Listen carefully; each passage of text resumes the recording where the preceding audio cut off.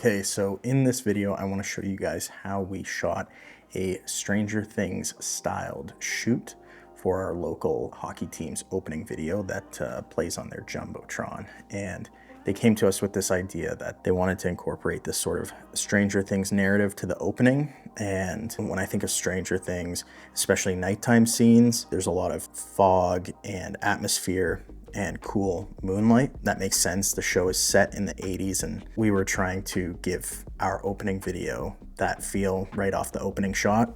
Another technique that I think is very indicative of that era of filmmaking is big jib moves. So we were actually able to get our hands on sort of a DIY jib from another local filmmaker. So that's really added an extra element of production to the shoot.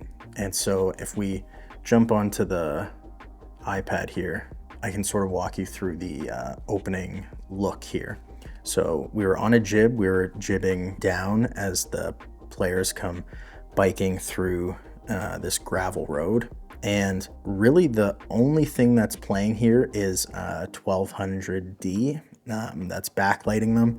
It's sort of supposed to be moonlight, but obviously we can't get the fixture high enough to get it out of the shot, so it sort of just ends up playing as like kind of moonlight, kind of a practical.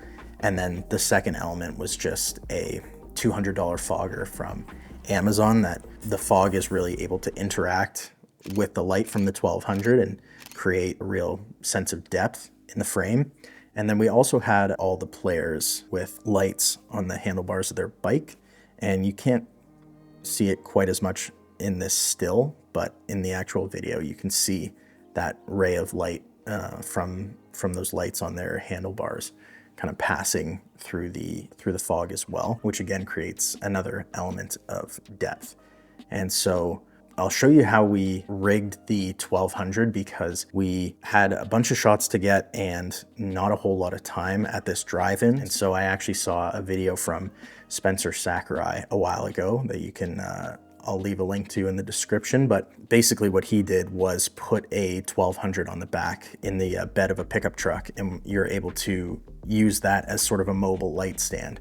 And so this 1200 that's in the background is in the bed of my dad's pickup truck and is ratchet strapped down. And then we also had a generator in the bed of the truck to power that as well. And then just from a technical perspective, this opening shot was on the FX3, and I believe we were at our second base ISO of 12,800, and that allowed us to still get some exposure and detail of the players in the foreground and even some of the detail in the sky. And then I believe we had a variable ND there just so that we could really dial in our exposure. And we knew we wanted to make a really epic opening shot. But we also knew we needed to move quickly. So our B cam was the FX6 on the Sony 70-200, and that was also set to 12,800. And the only other lights we had in this scene were a couple 60-watt Neewer lights that we had placed, a couple of them just sort of on the other side of this bush. And they were just pushing enough light to get a little bit of detail on the side of our players' faces here, so they weren't completely silhouetted by that big 1200 backlight. And then for our next shot where we had the movie playing on the big screen, we just parked all of our vehicles in a row, and I got my dad to drive his truck all the way to the far side over here. So we had our 1200 pushing in our moonlight from the left side of frame, and of course we brought that fogger over here to give us all this atmosphere as well. And then we used those Neewer 60 watts again just to give us a couple pops of light on these trees back here so we weren't in total darkness. And that's sort of what you're fighting when you're doing a night scene, is balancing those levels to have things feel dark but it feels movie dark. Which is different than, real world dark where you actually can't see anything. You still need to be able to get all that information on your sensor, and usually the more the better. And if you want to pull it down in post, you can, but you definitely don't want to not have enough on set and try to pull that up That's a recipe for disaster. So this was a pretty simple shot here, and I think we just did a digital pan up to the sky that wasn't done in camera.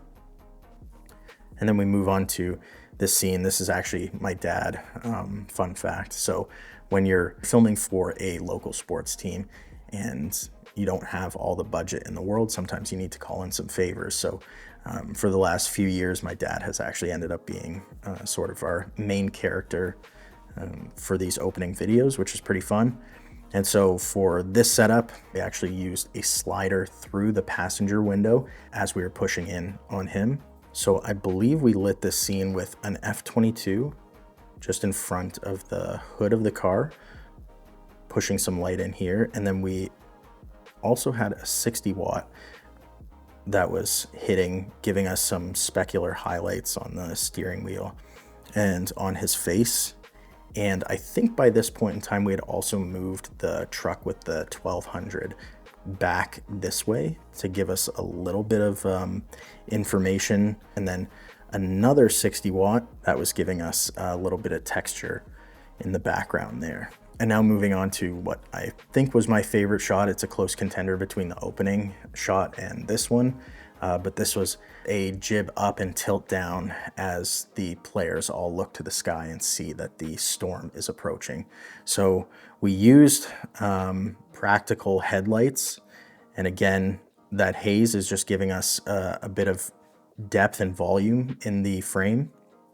And then I think we used the 600 with a red gel and set it on some sort of storm mode that was, you know, flashing these hard pops of red on the players. And we used another one of those 60 watt newer lights with a red gel for a backlight, also set to a storm mode. And we set the camera color temp around 4000 Kelvin to accentuate the cool tones in the shadows. And then this last shot was pretty much all VFX. So shout out to Josh. If you guys want a VFX breakdown of this shot, I'll bug him to get on that. But this was actually the first shot that we got when the players arrived, which was maybe around 5:30 or so, and there was still a lot of light in the sky. So this sky was actually just like flat, kind of blue, regular sky. But we knew if we placed the players in the foreground here, it would be easy to roto them out. And Josh was able to really bring down this shot in the grade and have it feel like it fit with the rest of the stuff that we actually shot much later in the evening. And then just in terms of camera movement, along with the jib, we also had our Ronin RS3 mounted to the end of the jib, and I was able to use my old PlayStation 4 controller to control. So as Josh was operating the jib, I was operating the head, and was able to give us some extra movement in that shot. So not only were we jibbing down, we were also tilting down, panning left, or we were jibbing up and tilting down.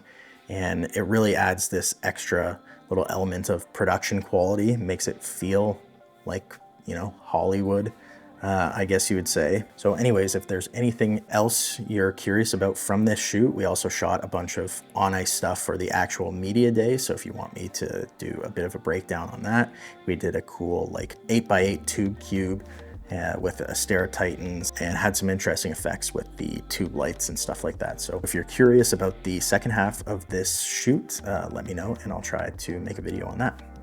Until next time, take care.